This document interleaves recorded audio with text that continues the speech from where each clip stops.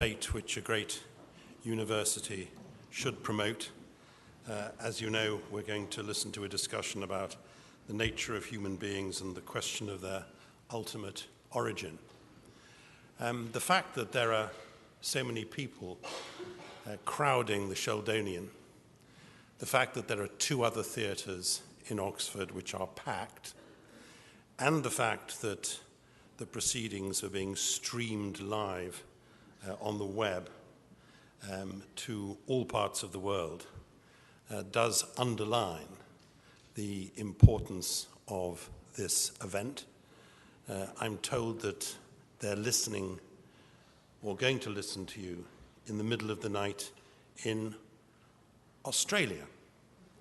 We listen to cricket in the middle of the night. They listen to these more important matters, which just shows the difference between Australian culture and British culture.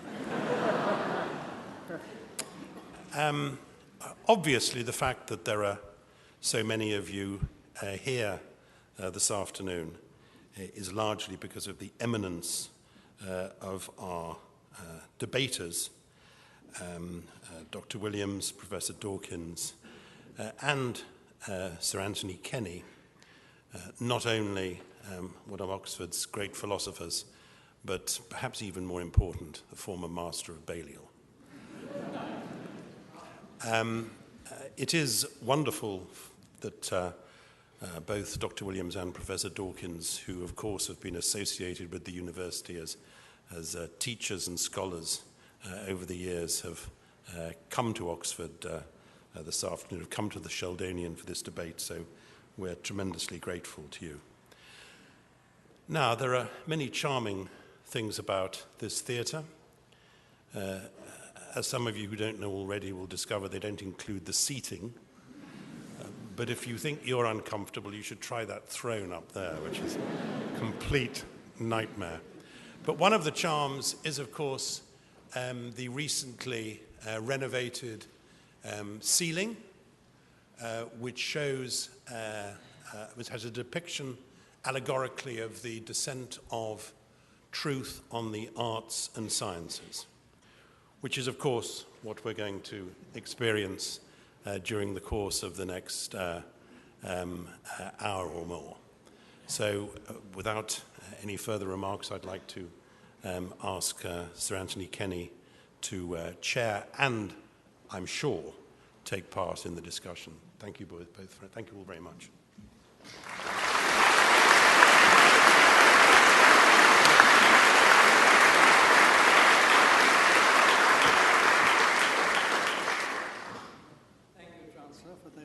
Kind words.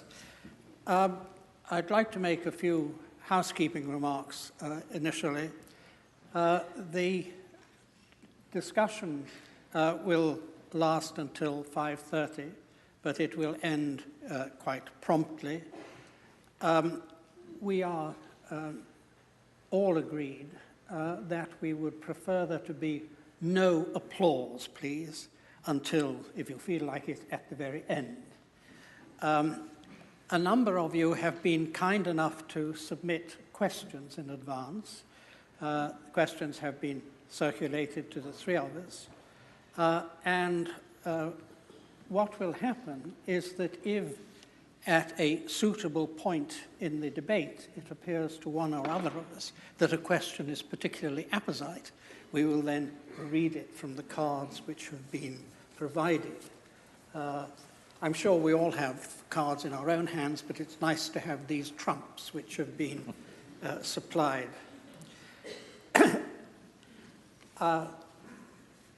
We are each going to make a brief introductory statement of our position, and then the discussion will, we hope, flow freely. The topic is the nature of human beings and the question of their ultimate origins. And we're going to take this pretty substantial question in four stages. First of all, the nature of individual human beings now, of all of us. Secondly, the origin of the human species as a whole. Thirdly, the origin of life on Earth, and finally, the origin of the universe. I think that should keep us going probably until 30. We will be, as it were, tracing our ancestry backwards. Neither of my fellow symposiasts need any introduction from me, but I'd like very briefly to introduce myself and say why I am sitting between these two protagonists. I'm myself a philosopher, and I'm an agnostic about the existence of God. I don't know whether there's a God or not. I'm open to persuasion, either way. I'm flanked by two people who claim to know the answer to the question I don't know the answer to. So I sit here as a representative of ignorance. Archbishop, may I ask you to introduce yourself? As well as being Archbishop of Canterbury, I've, over my career, taught theology and some philosophy in universities, particularly in this university and in Cambridge. I have a long-standing interest in the history of theology and the history of what we rather unhelpfully call spirituality, that is, how Christians pray and understand their praying, and also a long-standing interest in the arts in general, and literature and drama and poetry in particular. So some of that will probably creep into what I say later. Do I say any more at this stage about the subject matter? Perhaps, yes, I think. Yes. Well, let me then, to kick things off, venture a sort of definition. Human beings, it seems, are the only bit of the universe we know about that talks about the universe. The only bit of the universe we know about that seeks to represent the universe and makes claims about truth-telling. And because of that, we, as part of that universe, are able to affect the ongoing life of the universe in certain ways, some of which we understand clearly and some of which we don't understand at all clearly. There is, in our understanding and our knowing, an element of what you might call feedback into the life of the universe. And I guess that one of the things we might want to talk about is what kind of difference it is that human beings make, the nature of the freedom we exercise, or independence, within that universal order. But within that, I would say human beings as language users have a particularly powerful central role, and that's a question to our understanding: why and how do we use language? The relation of language and consciousness in this making a difference to the environment we share. It's not a matter of absolute discontinuity with the animal world around us, far from it. But if we are looking for distinctives, this seems to be the area where we look. And just to conclude a very brief position placement, it does seem that we live in a universe which, while we would all have difficulties, I suspect, with calling it anthropocentric, is anthropogenic. It's the kind of universe that has produced conscious language-using subjects, that is, us. And part of what we're looking at today is exactly how we understand that, whether there is a question we can answer about the origins of such subjects in the universe. So I think I'll leave it there. Thank you. Well, first I'd like to say what a privilege it is to be discussing with Archbishop Williams. I was very interested in the way you began, and it reminded me of two things which Julian Huxley said. One was evolution has become conscious of itself, and he meant in humanity. And the other is a poem that he wrote, which I can't remember all of it, but it begins, "The world of things entered your infant mind to populate that crystal cabinet." And I think that resonates with what you were saying, Archbishop. about the uniqueness, as far as we know, of humanity as being capable of, as I would put it, getting a model of the universe inside our heads. And no doubt we'll come back to this idea. I think it's extremely interesting. I was singing to myself in the shower this morning, and I realized that it was a hymn. I'm a cultural Anglican. I'm not going to sing it now. I will just say it. It's a hymn that we probably all know. It is a thing most wonderful, almost too wonderful to be. I'm afraid the hymn goes off the rails rather after that point. That's when it picks up. But I think that it is a thing most wonderful, almost too wonderful to be, that at least on this planet, and possibly on billions of other planets, but certainly on this one, the laws of physics have conspired to make the collisions of atoms get together to produce nothing that any physicist would have dreamed of, but to produce things like us, to produce plants, trees, kangaroos, insects, and us, to produce collections of matter, collections of atoms that don't just obey Newton's laws in a passive way. They don't obviously disobey them, but not in a passive way, but which move and jump and spring and hunt and flee and mate and think, at least in our case, which is a quite astonishing thing to have happened, and we know since 1859 how it happened. And it's almost too wonderful to believe, but we have to believe it because we now know it's true. It's almost too wonderful to believe that the laws of physics, working through this very remarkable process that Darwin called natural selection, has produced these gigantic collections of apparently purposeful beings, which look overwhelmingly as though they had been designed. They carry a terrific illusion of design which fooled humanity until the middle of the 19th century. Now, I think that Darwin's achievement in doing that was not only a magnificent achievement in itself, but it was a triumph of science which can be generalized to science generally, because once Darwin had solved the problem of how you can get big, complicated, purposeful, and apparently designed things out of very simple beginnings, once Darwin had solved that problem, it then gives courage to the rest of science that the same thing can be done in general, and that we shall end up understanding literally everything as springing from almost nothing, or according to some modern physicists, even literally nothing. And I think that that is a truly wonderful thought.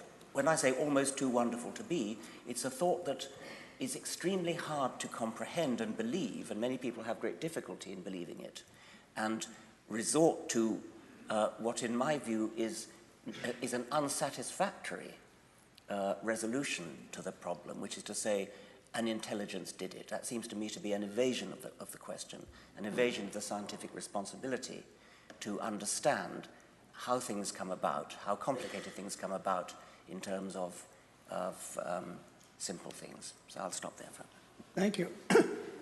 You began by agreeing quite a bit with each other, and then tended, you particularly, Richard, to some disagreement.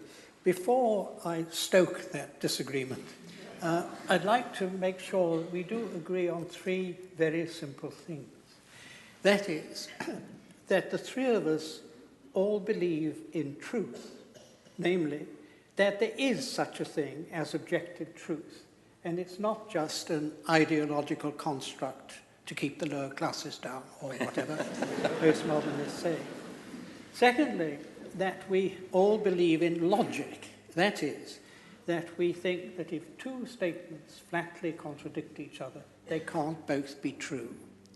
And thirdly, that we all believe in science, that we think it is one of the greatest of human achievements, and that we all owe the scientists of many generations, a great debt of gratitude for the way in which they have improved the world. Is there any dissent to that, or qualification? No. Now, can I suggest a line of disagreement, or ask for clarification of what you said? You said that the laws of physics were, of course, never disobeyed by atoms, and I'm sure that's true. You also said the laws of physics have created us. Now, it seems to me that there are two different things there. There's nobody is going to say that the laws of physics are being regularly broken. But that doesn't say that the laws of physics alone determine what happens. In a game of chess, nobody breaks the rules, but the rules of chess do not dictate the game. That, of course, is absolutely true, and the equivalent of the rules of chess would be natural selection, the process of random variation, random change in the genetic codes, followed by non-random natural selection. And it is the non-random process of natural selection filtering the random input from mutation, which ultimately creates living things. So the laws of physics are being obeyed all the time at the lowest level. And the complexity is the same sort of complexity as when you play chess, when a computer plays chess, when a computer does anything for that matter. I mean, computers are only machines in which electrons are whizzing around obeying the laws of physics.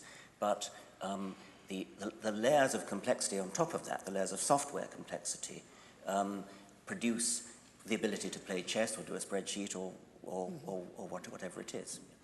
And that's where one of my questions comes in. You spoke about how Darwinian selection offers a complete explanation of how we are here and why we're here. Darwin doesn't seem to me to have very much to say that helps with the problem of consciousness, which both philosophically and scientifically remains an enormous area, which I don't see very much advance in the scientific explanation of. And one of the things which makes me wary of simply saying we have recourse to the laws of physics and that's it, is the question of consciousness. What is it that grounds the first-person perspective, which we are currently sharing in this discussion? I agree that that is deeply mysterious. As a materialist, I suppose I'm committed to the view that consciousness is something that emerges from brains, within brains. Nobody understands how, and I regard that as one of the problems for the future. And I think it will be solved eventually by a combination of neuroscience and computer science, probably. What I would say is that when one identifies a problem that science has, such as consciousness, and says, we don't yet understand X, and it happens to be consciousness in this case, then we should remain agnostic, as Sir Anthony has said. What we shouldn't do is immediately jump to, I don't understand it, therefore it must have something to do with God. And I'm not suggesting that we buy in God to get us a cheap get-out-of-jail card on consciousness. But what I am interested in is what it means to say that this is the kind of universe in which consciousness will happen given these coordinates. Because it seems to me that the question is not, is there some point at which God interferes to say, let there be consciousness? The question is, does an entire universe, a system of physical law which produces something not obviously physical, does that require some context of intelligence that is not simply the intelligence of one finite? I think that's the question we're going to be discussing in our fourth stage, the origin of the universe. I'll back off. Without leaping straight to God, can I ask about the soul? Consciousness is something we share with animals. A lot of the higher animals are conscious too. So if we're talking about something special to human beings, I think it isn't consciousness. But many people have thought that human beings have special souls, souls which are different from any animal psychic organism, and souls which are immortal. Can I ask if you think that is correct? I'd want to go in between those two poles of consciousness as an obvious fact about animal life and something called the soul, and ask about self-consciousness, about the capacity of human beings to tell stories about themselves. We are beings who tell ourselves about ourselves, ask questions about ourselves. St. Augustine saying, I have become a question to myself, as a definition of the life of human spirit. We tell jokes, we fantasize, we empathize, we even pray.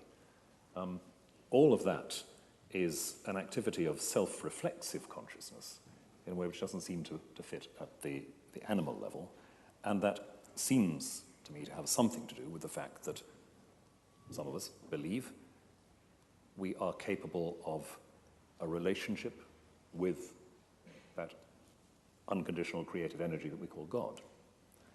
And all of those things about our self-awareness, about our self-questioning, have their home in the context of material beings who are nonetheless capable of that sort of relation.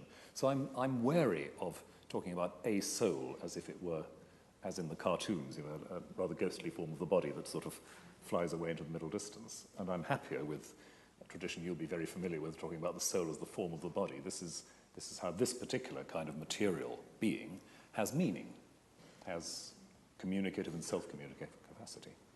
And is this capacity for self-consciousness, the Aristotelian type of soul, is that created by God in each individual, or is it inherited from the individual's parents? I don't believe it's created directly by God, as if there is a list in heaven that God ticks off, sending people down in strict succession. It's something which, as several of the early Christian theologians say, emerges in the material life of people subject by subject. It's, to me, very interesting that in the 4th century you have a theologian like Gregory of Nyssa saying some quite evolutionary sounding things and saying, well, the soul doesn't come in separate. The soul is what gathers all this together when the material processes of development are complete. It's not that extra thing which has to be injected. Do you believe in a soul, Well, Richard?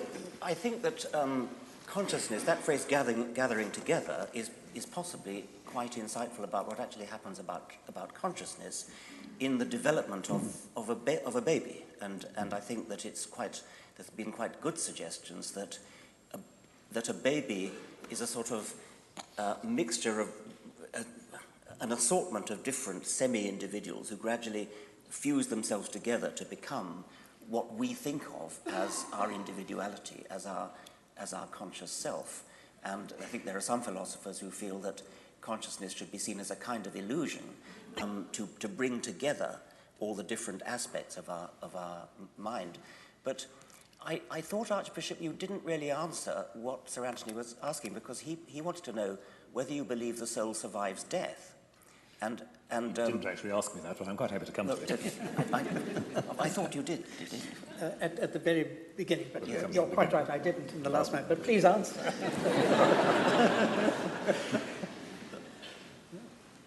The short answer is yes. The long answer would take quite a while, so bear with me a moment. What it is that we develop in self-consciousness, in relationship to others and to God, is, for myself as a Christian, something which does not simply cease on material death. What it means that it doesn't cease, what it is for that relationship with God to advance, blossom, come home, I have no idea. I have a number of images, but no idea. And the confidence that I as a Christian have about that is not the belief that there's something in me that will survive.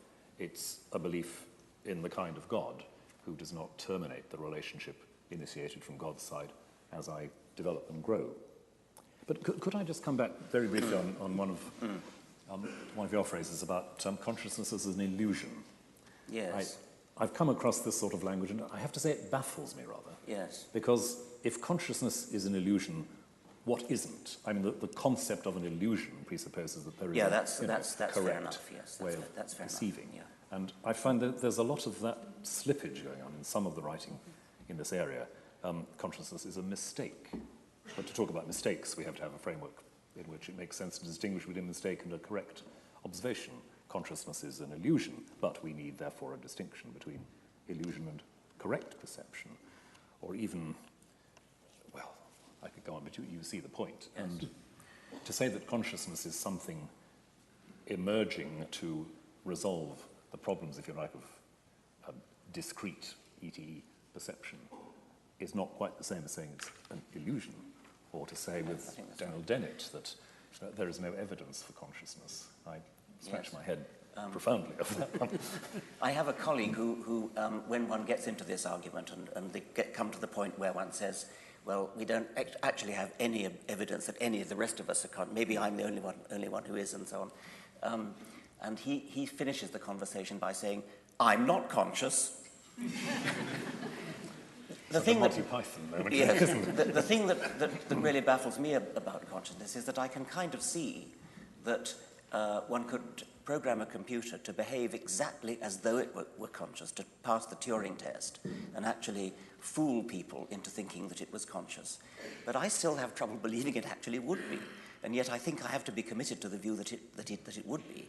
Well, I think it's sad that you're committed to that view. I think it's rather sad that you're committed to that view. Well, computers are human tools.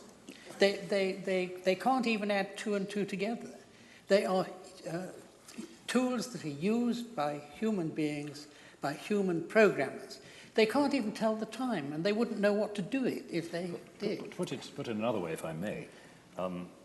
Computers are, I am scientifically illiterate here, computers are binary systems, essentially, aren't they?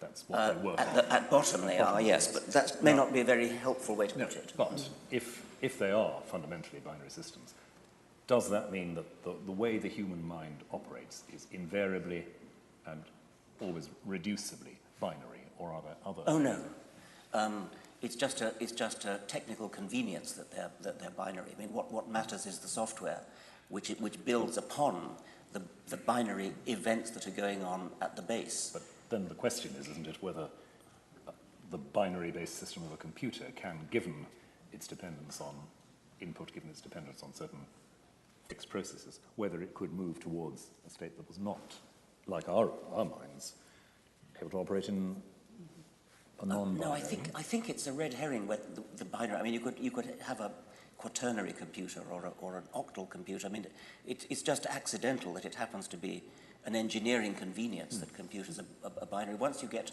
into the realm of software, you can forget about there being binary. Perhaps I could follow up Rowan's point by asking whether you think a computer has free will and whether you think human beings have free will. Well, I think free will is a difficult question, and I don't think computers have free will in the sense that I do think that everything that happens in a computer is predetermined by events in the world, mostly inside the computer itself. So in that sense, computers don't have free will, but in that sense, we probably don't either. I'm interested you say that because a lot of people misunderstood your first book, The Selfish Gene, to say that you believed in gene determinism, that everything was determined for us by our genes and therefore we didn't have free will. In your second book, The Extended Phenotype, you took great pains to explain that you were not a gene determinist. Yes. Well, usually not being a determinist includes believing in free will. No. The emphasis should be on the word gene. I'm not a genetic determinist in the sense that some people thought that I was saying that it's genes that make us what we are. Whereas all I was saying is that it's genes that are the fundamental unit of natural selection, which is a very different matter. You can be a determinist without being a genetic determinist. You can be a determinist who believes that events in the world, events in the universe, come together to produce everything that happens afterwards, including us, and including what we do. But that's very different. I mean, genetic determinism is a much more specific and less philosophical problem. Does it mean that in principle every decision is predictable? Well, that's what a determinist would say. Yes. Is it what you say? I hesitate a little bit because of quantum indeterminacy, but I don't think that you can get away from determinism by postulating a ghost inside which takes decisions which are somehow independent of physical reality. Oh, I don't think that believing free will commits you to a ghost taking decisions independent of physical reality. But if, and I'd like to come back to this, if the distinction between absolutely inert stuff and mind is not quite where it's frequently been thought to lie, if the universe doesn't just break down into sort of ghostly stuff and hard stuff, then a decision is not something which some independent homunculus inside me makes, never mind what happens. It is something that emerges from a set of physical conditions not wholly determined, but innovating, and thereby making a difference. I mean, therefore not. They could be wholly determined, but you would have the illusion of freedom. I mean, there are. How would you tell the difference? Well, there are neurological experiments where people have measured brain states. Yes. Well, I'll just finish because other people may not. Sorry. There are neurological experiments in which people make decisions like just reaching out for a glass, or at some moment you have to reach out, and they think that I think that I take the decision now. But what the experimental results show is that actually the decision was taken some seconds before, because you can tell from the brain states that it's going to happen. Well, I'm not sure what that means, but I think it probably means, or might well mean, that when I think I've taken the decision, when the illusory ghost in me, which I think of myself as me, takes the decision, it has already been taken. One of the things which makes that experiment, to my mind, a bit less than clinching is, of course, that it relates to fairly small-scale, short-term, rather uninteresting decisions. I would be interested, seriously interested, to find if you could map that onto deciding who to marry, who to vote for. Well, what we usually mean by decisions that are significant. I suppose it's just rather difficult to do experiments on that kind of... Exactly. Yes. Exactly. And so, per force, just as geneticists have to work on peas because it's easier to work on than... I mean, I think you have to reduce the problem down to something that's experimentally tractable. But can we bring back to our commitment to logic for a yes. moment? If I can just press this one, because again, it's an interesting conundrum to me. There's an old sort of chestnut of philosophical argument which effectively says, if you were to tell me that it is foreordained that I will pick up a glass of water in the next 5 seconds, I can actually refuse to do so. Now, my refusal may be predetermined, but you see that there's a sort of regress of intelligibility. In other words, a true statement, I am determined, it is determined that I pick up this glass of water, is incommunicable. It can't be spoken without making a difference to my possibilities. I think that's right, and that's the kind of thing philosophers like. But can I also say that most philosophers don't like the naive picture of free will that experiment presupposed. Right. I mean, it was an idea made popular initially by Descartes and by David Hume, and a long tradition of empiricist and rationalist philosophers, that there was a sort of soul inside that in which mental events occurred, which were the causes of the bodily events. And it's that picture which that experiment presupposes. But since at least the time of Wittgenstein, Rowan and I both admire, and Gilbert Ryle, who was my teacher here many years ago, it's commonly thought that there are very sound philosophical reasons for denying that is the way things work. It's surprising that you should admire it, because it is very much the ghost in the machine picture. And you're saying, the machine works before the ghost does. Whereas I think most philosophers nowadays would think the whole idea of constructing body and mind like that is quite wrong. But why doesn't it destroy the idea of free will? Because it only shows the order of events in an act that is undetermined may not be what you would have expected if you had the false philosophical idea. Well, I'm not a philosopher, and that'll be obvious.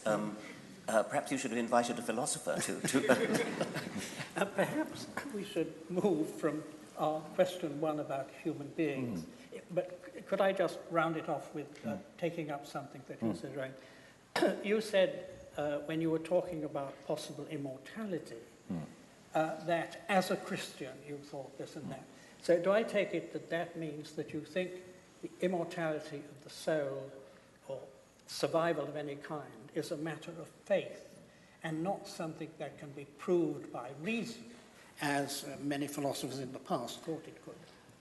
Broadly, that's right. And I can't think of any strictly philosophical arguments that would help here. And although it's interesting when people talk about near-death experiences and things that apparently suggest consciousness operating from a point of view outside the body, I don't think that settles a theological point. I would embed talking about my hopes for eternal life in the specific Christian discourse revelation that I accept. So I wouldn't be looking for an argument about immortality there. Yeah. Well, may we move on to stage 2, the origin of the human species? And I'd like to start it off by reading one of the questions which was sent in by Dr. Robert Gilbert, fellow and tutor in biochemistry, Magdalen College. And he says, do you think that human scientific knowledge can be wholly explained by biological evolution? Would you like to start? I don't even understand what that means. I mean, presumably he means the existence of people like you who have a lot of scientific knowledge. If he said, do I think that humans can be wholly explained by, or the existence of humans can be solely, I would say yes. But scientific knowledge is something that humans have in their brains. So I suppose the answer is yes. I can't think what else you'd need to explain humans, or indeed any other animal, than biological evolution. And I presume we all accept biological evolution. Yes. I'd guess that the question might be about some of what we've just been talking about, consciousness and so forth, the Yes. capacity of a materially based mental system to represent accurately or adequately, in some sense, the structure of the universe. Is that something which biological evolution, in a strict sense, can predict? Well, I think it's very plausible that biological evolution would indeed give rise to brains which are good at analysing things, good at synthesizing things, and good at packing knowledge away. But it's undeniable that the human brain does things which are far beyond what you would expect of a creature that merely has to survive in the Pleistocene of Africa and hunt wildebeest and find waterholes and things. So there are strong emergent properties in the human mind which arise presumably because in order to build a brain that is good at surviving in a certain way in a mundane world, it's rather hard to build that brain which is not automatically capable of doing more advanced things such as mathematics and philosophy. In rather the same way as computers were originally designed as calculating machines. And then without any modification, it turned out that they're also very good at playing chess and drawing pictures and doing all the other things that they do. I find that very interesting because you're suggesting there that the brain, in order to do the job in the evolutionary niche that it has to do, has to have a capacity in excess of the merely functional problem-solving niche-based. Yes. Or if not has to, at least a way of life was discovered by our species in which it did. Yes. You know, other species do it differently, of course. But you asked if we all believed in biological evolution, and I take it we all do, that we might differ at the explanation of it or the extent of it. And I'd like to put to you, Rowan, the question whether you accept that the first human beings had non-human ancestors. Yes, I do. And do you think that there was any divine intervention at the point when the first humans evolved from their non-human ancestors? Well, I think there's, from where I start, there has to be a point in the story at which the proto-human becomes conscious of what I'll call in shorthand a call from God or an address from God. Again, I'm wary of saying God somehow bends down and tinkers with the machinery, but that there is a point, if you like, implicit in the whole process from the beginning, a point at which it will be possible for that proto-human to be conscious in another way, including the consciousness of the divine. And that, I would say, is the beginning of what I would regard as humanity in the image of God. I have a problem with the very idea of the first human. I think there never was a first human, in fact. I mean, because it's all a gradual change. And, I mean, perhaps I could ask Archbishop, I mean, do you think there was a moment when, as it were, the last Homo erectus parents looked down fondly at their baby, which was the first Homo sapiens? I mean, I suspect the Pope probably does think that, because he actually thinks that God did intervene and inject a soul. I'll ask him sometime. Yes. I think you're right that saying that there is a first human being, in a simple sense, is problematic on all sorts of levels. But the point at which I would want to begin to call such a being recognizably human, put it the other way around if you like, is the point at which I would see that evidence of a self-awareness and God-awareness. Now, I haven't access to that. I don't know what was going on in the mind of the Homo erectus, Homo sapiens crossover period. But that's what I would have to say. Don't you think that that self-awareness, it might itself have been a gradual sort of emerging thing rather than a sudden...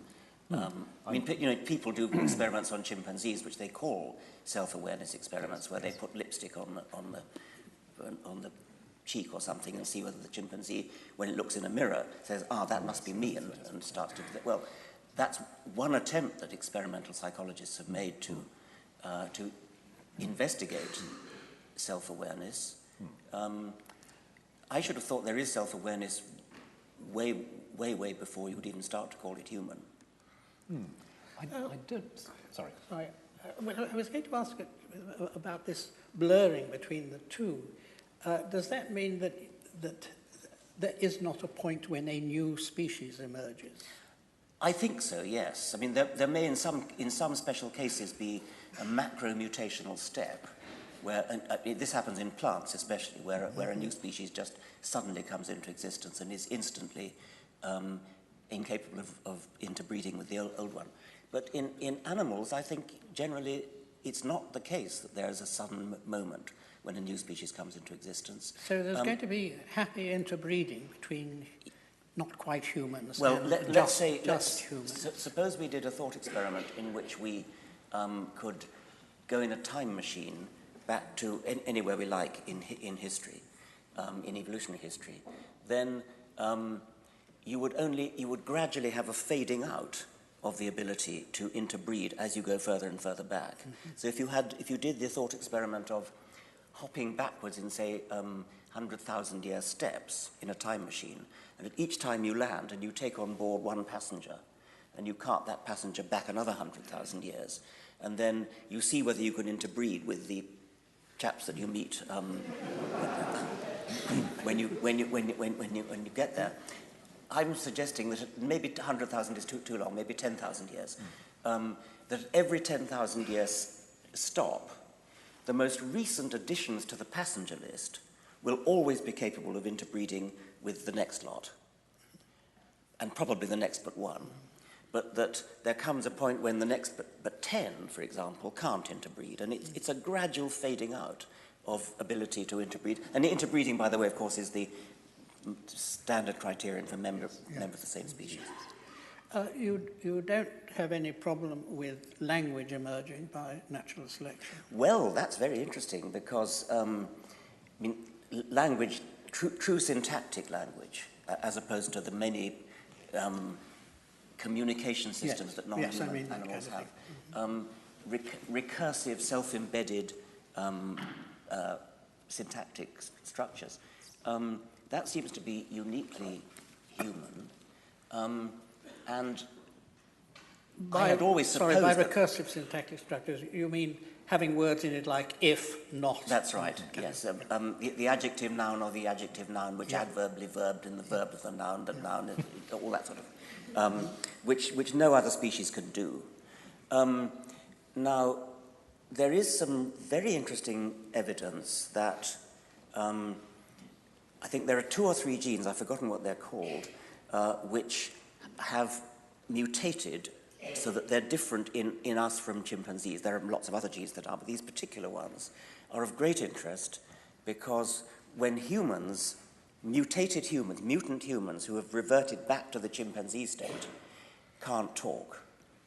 And so the suggestion is that what was required for language to evolve in humans was that at some point, this could have been a rather sudden moment when a particular mutation occurred, which enabled humans to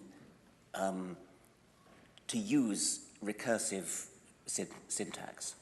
And if that were true, it would be a remarkable example of a sort of major step in I mean, there really could have been a moment when the child could talk and the parents couldn't. It's a problem who the child talked to, of course. But that seems to me an enormously important question, who the child talks to, because in ordinary physical evolution, there's no difficulty in thinking that a mutation can produce an animal with a longer leg than other members of the species. I mean, you can measure the leg. But the idea that just one member had a language, given that language is a social community, I find very difficult. No, you can't really imagine that it would have had a language. It would have been, I mean, there have been other suggestions that the ability to do hierarchical embedment, if we can call it, started before language and was used in controlling. Presumably the child would just have shouted at its parents until they shouted back. Just as in, I mean, if you listen to those chimpanzees who have been taught various versions of human language, like sign language, claims are made that they are doing it properly. But I think the consensus is probably that when Washoe, the chimpanzee, says, "Please give me a banana," what she's really saying is, me, banana, banana, banana, gimme, gimme, gimme, which I think the mutated humans can do too. It's just that what they can't do is, this is the house that Jack built. So it's actually rather like what you were saying about the brain, that there's a point at which there's a sort of step change in capacity, which is not predictable simply in terms of the niche that it fits into. That's right, and it could be an exception to my general prejudice that evolution is always gradual. It could be a rather unique exception. Thank you. So even if there wasn't a first human being, there was a first human That's talk. right, that's right. There indeed could be, yeah. Thank you. Before we leave the question of the origin of the human species, I'd like to read out one more question from the floor from Isabel Richards. It goes like this: human beings are immensely imperfect, with so many of our potentialities unrealized. Are these failures of evolution, or are they failures of design? I imagine the first alternative is a question to you, and the second to you. Well, there are numerous imperfections in not just the human body, but in many animal bodies. And they are extremely revealing because they are, I mean, they won't surprise anybody on this platform, but to an American fundamentalist creationist, they're quite worrying because they're things that no designer could possibly have perpetrated. I mean, things like the recurrent laryngeal nerve, which is there's a branch of the cranial nerve, and it goes to the larynx. But instead of going straight to the larynx, it goes way, way down into the chest, and then loops round one of the main arteries in the chest, and then goes back up again, which in a giraffe is a detour of about 15 feet. So this has been often quoted as an example of imperfection. No designer would ever dream of doing something as silly as that. But of course, if you understand it in terms of evolutionary history, it makes perfect sense, because in our fish ancestors, the most direct route between the start of the nerve and its end organ was indeed south of the artery that it still is. And as evolution progressed, as the neck got longer, fish don't have necks, as the neck got longer in their descendants, the marginal cost of another millimetre of detour was less than the marginal cost of the immense embryological upheaval it would have taken to have jumped it over. So if you look at it in terms of history, then it makes perfect sense, and we're full of examples like that. And rather serious ones sometimes, like the imperfections of the way so many people have back pain is because we're walking upright when our ancestors walked on all fours. But I don't know if that's what the questioner means, because she says there's so many of our potentialities unrealized, and obviously nothing that I've said has any bearing on that. I think there are two kinds of question going on here, at least. Imperfection and incompletion. Unrealized potentiality is about incompletion, isn't it? It's about the fact that there are things we might, as individuals or even as a species, conceivably do, but we can't or don't. And I don't see that that's a matter of failure, because in any system where we grow through time and develop through time, whether as individuals or as species, that's just part of what it is to be temporally conditioned, to live in time, one thing after another. Failure is, I think, another kind of question, isn't it? And it's the apparent inefficiency or irrationality, in a rather loose sense, that you've just described in terms of the liver. But I almost wonder whether she means something like the Christian, I don't know, we're all imperfect because of original sin or something like that. I mean, that it is part of Christian theology, isn't it, that humans are all born in sin and sinful until redeemed. And could she mean that? I think Isabel Richards is probably here. Perhaps she could tell us what she means. Hi. Well, I think that the context of the question, when posed, was when we think about potentialities that are unfulfilled.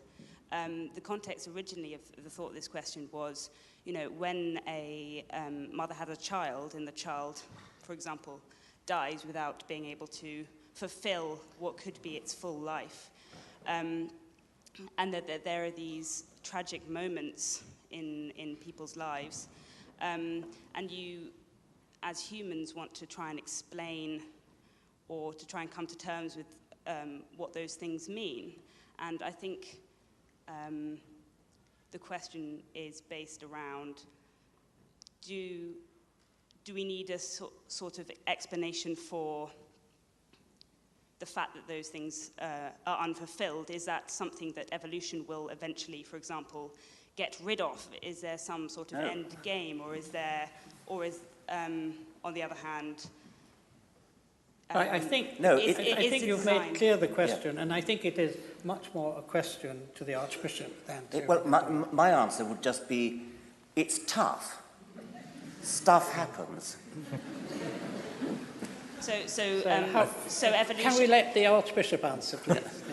I think I might feel obliged to say a little bit more than stuff happens. Yeah. Because you're asking, of course, the most fundamental question about, if you like, the emotional coherence almost of religious belief, how it's compatible with the fact that lives are cut short in terrible circumstances.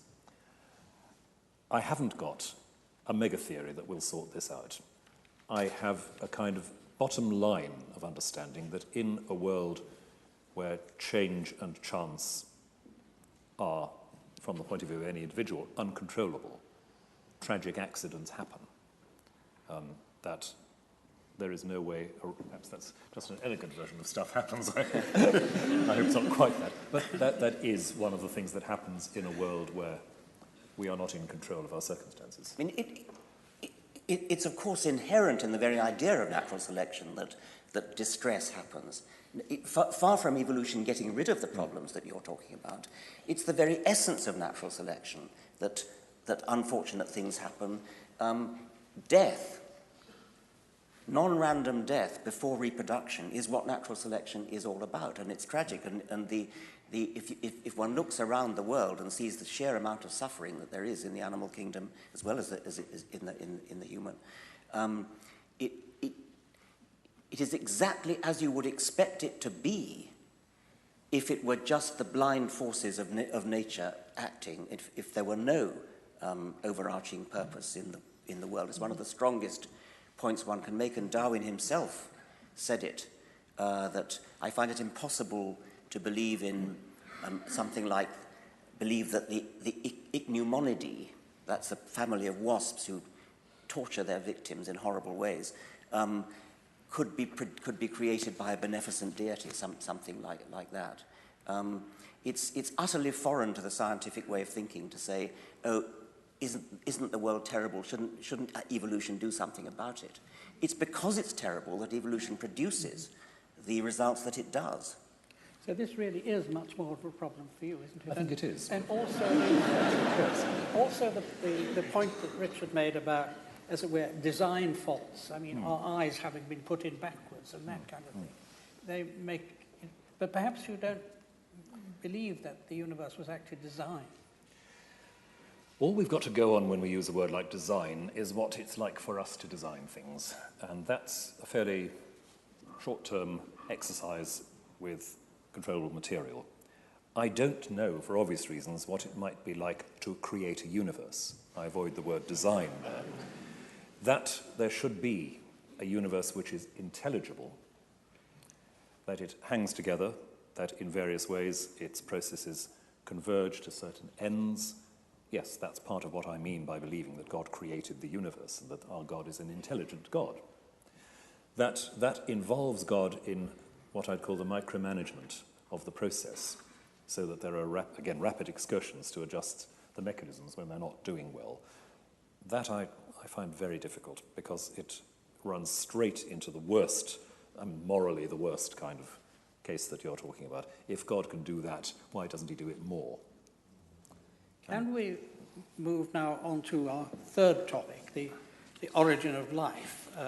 How did life originate on Earth? And it seems clear that the origin of life can't be simply explained in Darwinian terms, because Darwinian explanation assumes true breeding populations. Yes. So this seems to me rather more of a difficulty for you than it is for Yes. the... That's of course true. Natural selection explains an enormous amount once it gets started, but it can't start until you've got genetics.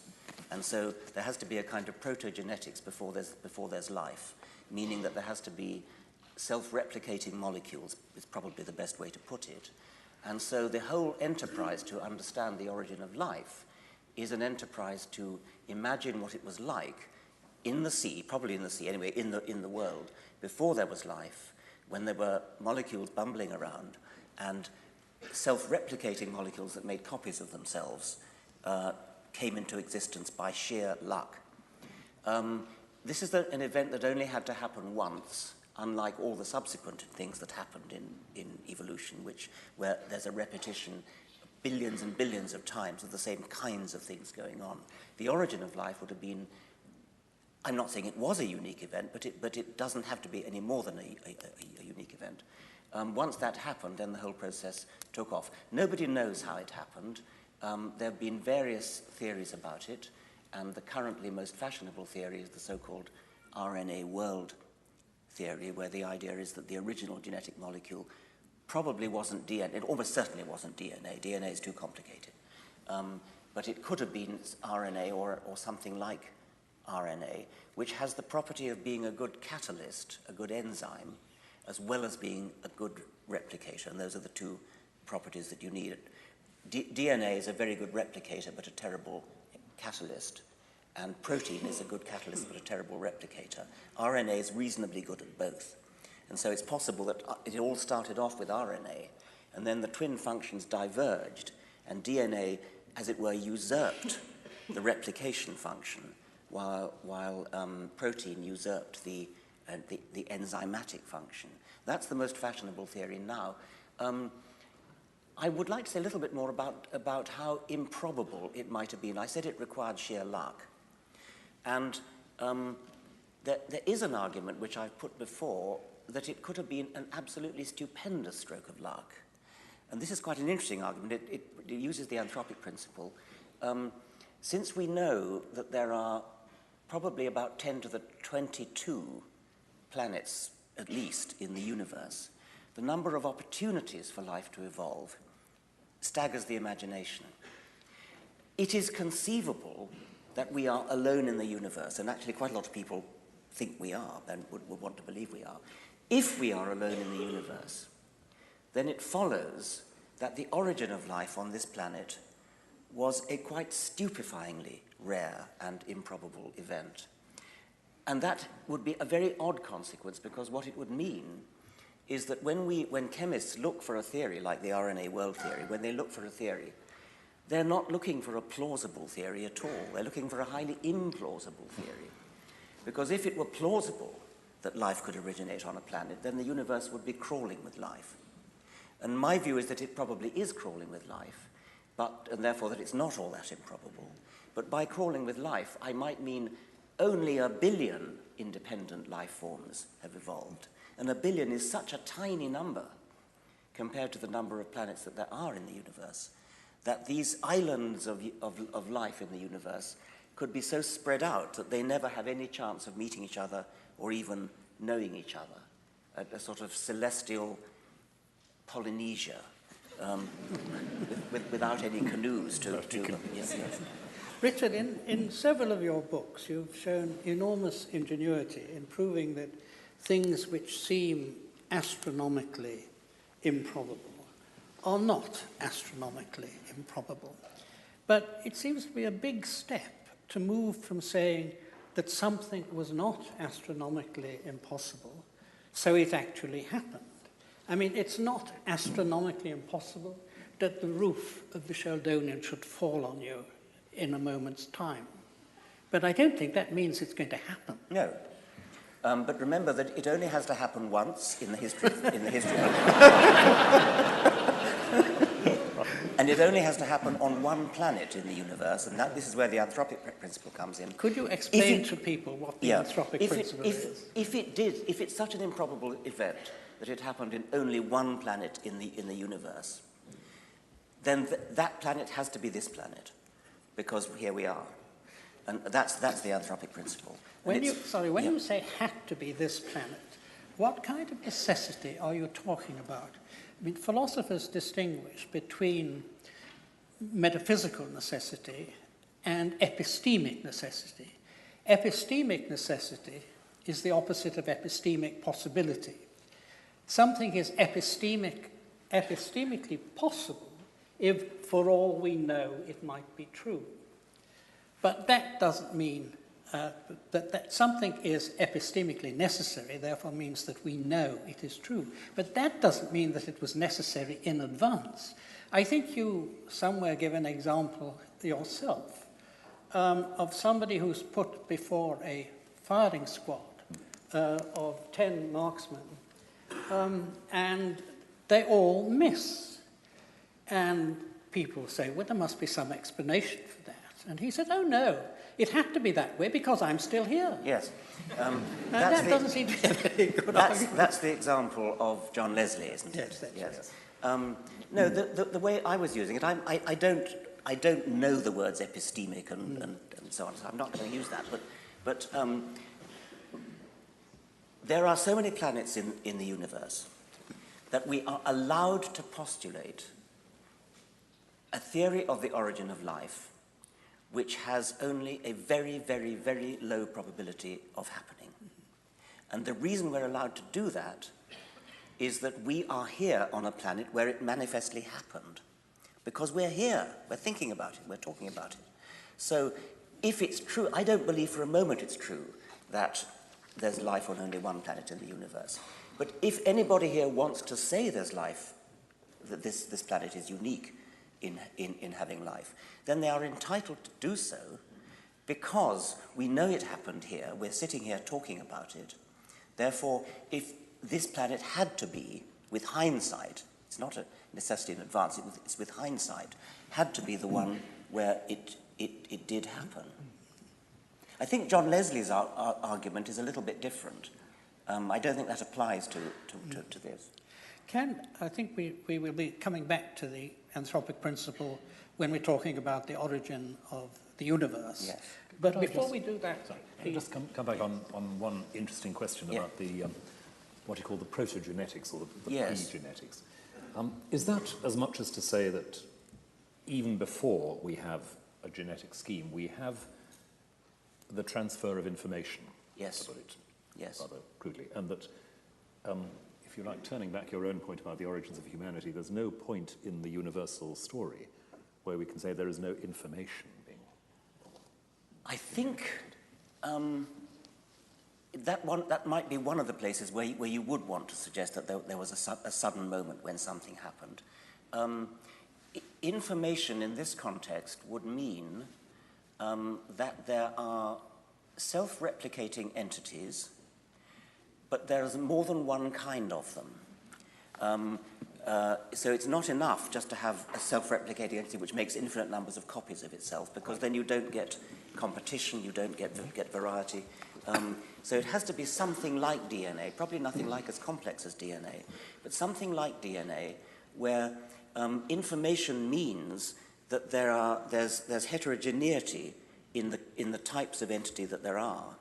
And each type gives rise to its own type, with an occasional possibility of a mistake, which then increases the number of different types that there are, which therefore allows for the possibility of competition between them, where competition means very precisely competition to become more numerous in the population of such entities as compared with others. And I think that had to be the first step. Nobody knows, and it's a very, very difficult problem, how something like the triplet code of DNA arose. It's often described as possibly a frozen accident, that once the triplet code had arisen, then it couldn't be changed, because any change would be immediately disastrous, catastrophically disastrous. But how the triplet code arose, I think, is a mystery waiting to be solved. I mean, just as I think I said at the beginning, we would have to say this is an anthropogenic universe in the sense that it's thrown up us. Is there then a sense in which we have to say that the universe is necessarily an information-generating system? I think it's a very interesting point to suggest that the universe is an information generator. I mean, I wouldn't bring us into it. I mean, it throws up kangaroos as well. Sure. Yes, I think it would be fair to say that natural selection generates information. I'm Yes. pushing a bit further Yes. back, though, which I think Oh, would okay. encourage Well, me to maybe do, that's but the next. Maybe it's the next thing. we're just about to move on to the origin of the universe, I think. But there's a bridging question here from Berry Billingsley.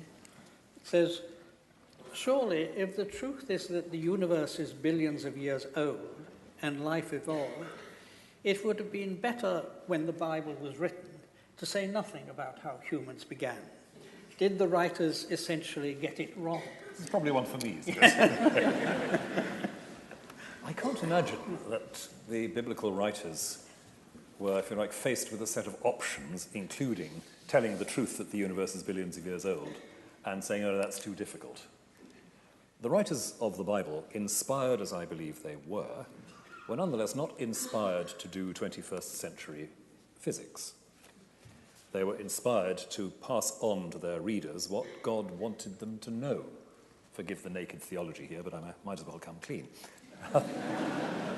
And that means reading the first book of the Bible. What I look for is the basic information, in a slightly different sense from what we were talking about just now. The universe depends on God and God's freedom.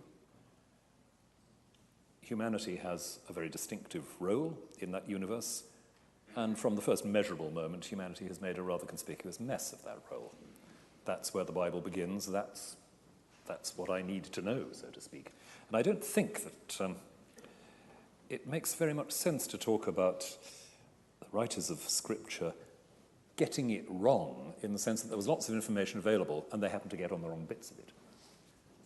But I wonder, when you say humans got it wrong, I mean, presumably... Oh, original sin. Yes, quite. Earlier. But I'm baffled by the way sophisticated theologians who know perfectly well Adam and Eve never existed still carry on talking about it as though it had some profound wisdom to impart to us in an allegorical sense. I mean, that I presume is what you mean. Pretty much. It's, again, something which isn't just a 21st century invention, but it's a way people have read Genesis from very early on. But I don't understand why you really bother, because when you think back to who wrote Genesis, they were not, there's no reason to think that they possessed any particular wisdom or knowledge. Why would you want to waste your time reinterpreting Genesis to make sense of it in the 21st century? Why not just stick to 21st century science? If I want to answer 21st century scientific questions, then I stick to 21st century science. If I want to understand my moral and spiritual position in the universe, I reserve the right to go back to Genesis. Yes, but why don't you then talk about moral and spiritual problems as you wish to talk about them? How does it help to go back to what somebody wrote in whatever it was 800 BC Well, presumably Rowan thinks that in a certain sense they were written by God, not by these humans. I mean, and since he has been sporting enough to bring God into the discussion, you, I think, Richard, believe you have a disproof of God's existence. No, I don't. You were wrong when you said that. I constructed in the God delusion a 7-point scale, of which 1 was I know God exists. 7 was I know God doesn't exist, and I called myself a 6. Well, why don't you call yourself an agnostic then? I do, but I think it's you are described as the world's most famous atheist. Well, in not a book by me. Not by me. But can I ask you to right, spell out your I'm a argument? 6.9. Your Boeing. But you have your Boeing 747 argument to show. I mean, highly improbable. I believe that when you talk about agnosticism, it's very important to make a distinction between I don't know whether X is true or not, therefore it's 50-50 likely or unlikely, and that's the kind of agnostic which I'm definitely not. I think one can place estimates of probability on these things, and I think the probability of any supernatural creator existing is very, very low. So let's say I'm a 6.9. But that still doesn't mean that I'm absolutely confident, that I absolutely know, because I don't. But I was asking for your reasons for the high probability. Okay, the reasons for the high probability are that complicated things that appear to be designed, don't just happen. They, as Darwin showed us, and this is what I meant right at the beginning when I said that Darwin's achievement gives us confidence.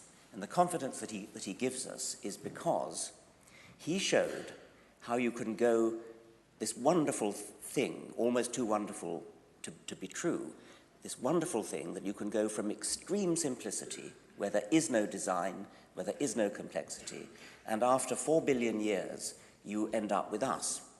And that's an explicable process, it's an understandable process, we understand it, it works. Now that's an astonishing thing to have happened. If you then go back and say, oh yes, but I expect there was a God at the beginning anyway, I mean, that completely undermines the whole rationale for doing it. Why bother to do it if you're going to, having explained how it took 4 billion years to develop complexity and the illusion of design? It's a betrayal of everything that science stands for to suddenly go back and say, oh yes, but there was a God at the beginning anyway who started it all off, or something of that sort. Consciousness is part of it. Intelligence, design, complexity, the elegance of life, all these things come late in the universe.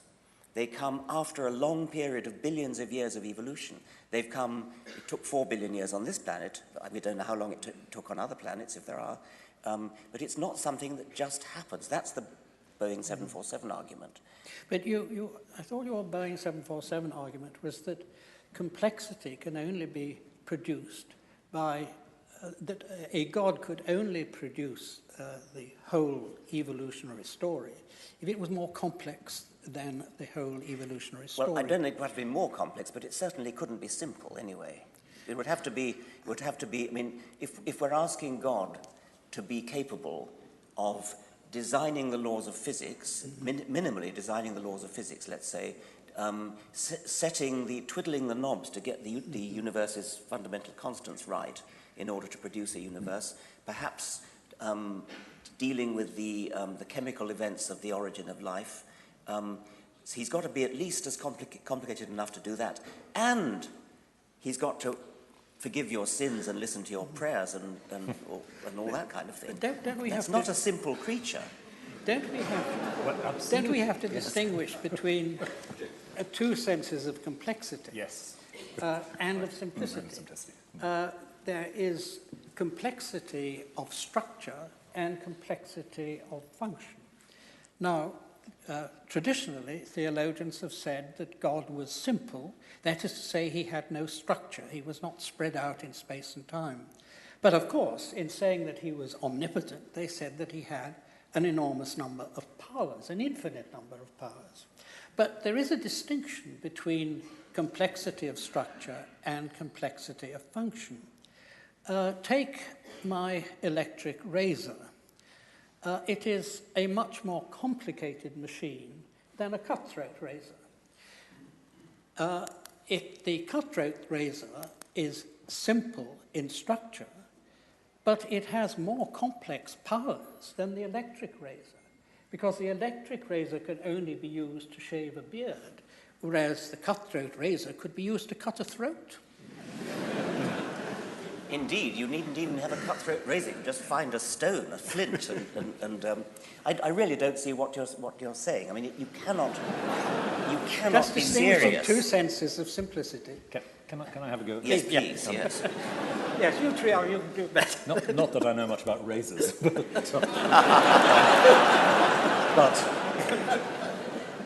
he can't be a simple creature, he said. Well, in a sense, obviously not. We're not talking about a creature. We're not talking about a single structure or a single element within the system. We're talking about whatever it is that sustains the entire system. And I think what Tony was reminding us of is that long philosophical tradition, sorry to go back to philosophy again, which says God is simple in the sense that God is not the result of any process. It's not things that have to be put together. God is such that within that unconditioned actuality that is God, all sorts of things are possible in what he subsequently does, engages with. And that's the sense of simplicity I think that theologians and philosophers have been looking for. I was very struck by your discussion of complexity and simplicity in the God delusion, and had to sit down and think a bit about why I didn't think it was quite on the ball here. But I don't think the language of simplicity, as just defined, is nonsense. If you're talking about something which does not come to be, it's the sense in which you might say that what David Bohm calls the implicate order of the universe is simple. That is, it's not the result of a process. It is what it is, with all the complexity in it. It's not something that has been put together or brought into being. I have to say that I think the doctrine of divine simplicity is in flat contradiction to most of the other attributes that theologians attribute to God, but I just want to put in a note of dissent. Yes, well, I read that. What I can't understand is why you don't see the extraordinary beauty of the idea that we can explain the world, the universe, life. We can explain it from, well, physicists are now telling us starting from literally nothing. I mean, that is such a staggeringly elegant and beautiful thing. Why would you want to clutter up your worldview with something so messy as a god? Because the starting from nothing is so baffling. Interesting you say clutter, because I entirely agree about the elegance and beauty of what you're talking about. I was, if I may say so, I was happy to quote you in a Christmas sermon a couple of years ago on this subject, because, if I may say so, you write wonderfully about exactly that elegance and that beauty, and it's a delight to read. And I find I'm, inspired by that. I don't see clutter coming into it at all, for the simple reason that, as I say, I'm not thinking of God as an extra that has to be shoehorned somehow into this. Which is exactly how I see it. I mean, yes, well, that's where we disagree, isn't it? Could I just ask one final question before handing over to Professor Hedley Brooke? It should seem to be attracted by the idea that there may be multiple universes, many other universes, and this is at one point something you offer as an explanation of the very striking fact of the cosmological constants being so fine-tuned that we are able to live in a universe governed by them. Now, it seems to me that intelligent design on the one hand and multiple universes on the other are exactly on a level. They are both metaphysical hypotheses, because these other universes cannot be amenable to scientific investigation. Otherwise, they'd be our universe. And I'm not against metaphysics. I'm a metaphysician myself. But it does seem to me that if one ought not to teach intelligent or even mention intelligent design in science classes, one ought not to teach or even mention multiverses. Well, there are no doubt physicists here who will give us the evidence. It's not just that multiverses are invented for the purpose of explaining why the physical constants appear to be finely tuned. There are other reasons for postulating multiverses. It's a kind of analogous situation. I mean, I can deal with the anthropic principle at a planetary level, which is what we were talking about before, where we said that there are so many billion planets, and therefore we can make inferences about the improbability that we are allowed to entertain in talking about the origin of life. It's a parallel argument that's used with the multiverse, where the universe that we're in appears to be finely tuned according to some views. Not all views, by the way, not all physicists accept that. And therefore, in a rather analogous way to how I use planets, there are some physicists who postulate many universes in which each universe has its own versions of the physical laws and constants, and then by the anthropic principle again, we have to be in the kind of universe which is capable of giving rise to us, and therefore it's no surprise that we are. That's only one way in which physicists deal with that question. There are other ways that other physicists do. I think we're about to have to wind up. I just ask you, Rowan, if you would like a final word before we ask Professor Brooke to... I'd love to talk more about the universe and multiverse question, but if I could just go back for a moment to the clutter question. Because I do think you've put your finger on one of the things that does seriously divide us. For me, the elegance and the beauty you talk about is an elegance which is, if you like, simply framed by the sense of a God who is, if you like, let's call him the combination of love and mathematics for these purposes, producing this sort of elegance, eternally, unconditionally.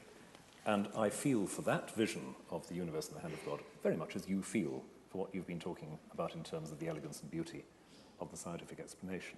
That is, for me, at least as much worth contemplating, enjoying, not just investigating, but enjoying, as the scientific picture you've sketched. Thank you very much. Thank you, Richard. I think Professor Brooke is going to say a few words to close the session. Chancellor, guests, colleagues, ladies and gentlemen, as joint convener of Oxford Sophia Europa Group, I'm honoured to propose this brief vote of thanks to our distinguished speakers. They've surely met our highest expectations for serious dialogue on a subject that in the blog sphere so often attracts the angry and the opinionated. Charles Darwin declined to discuss humankind in his Origin of Species, declaring it a subject too riven with prejudice. In a culture that now contemplates the prospects for post-humanism and transhumanism, prejudices still abound. How refreshing, then, to witness an engagement of the quality we've experienced this afternoon. And how appropriate that it should have taken place in a university with which each speaker has been intimately associated, and where the proper study of humanity requires the insights of many disciplines. As a historian of science, I might perhaps be permitted a moment's reflection on how high-profile events of this kind leave their mark. As with the debate between the Bishop of Oxford, Samuel Wilberforce, and Thomas Henry Huxley, such events produce delicious anecdotes and later mythologies that shape public opinion long afterwards. When a former Archbishop of York, Dr. John Hapgood, once engaged with Professor Dawkins, a newspaper headline the following day famously read, "Apes have souls too, says primate."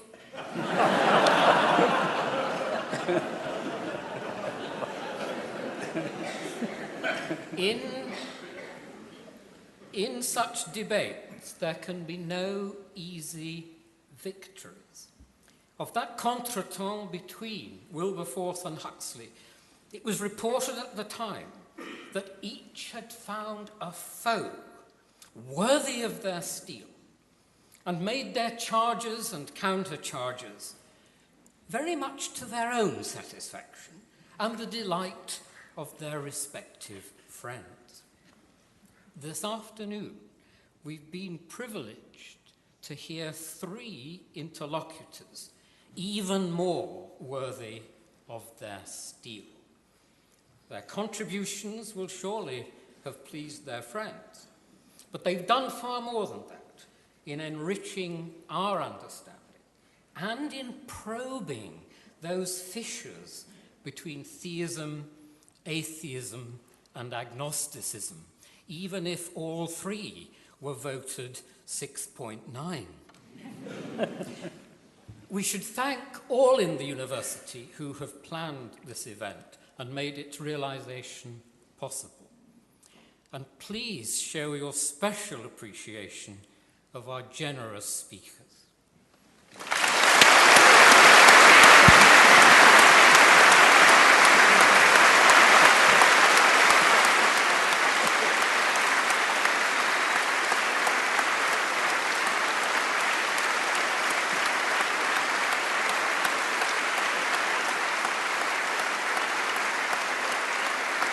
I don't think we can give an encore, do we?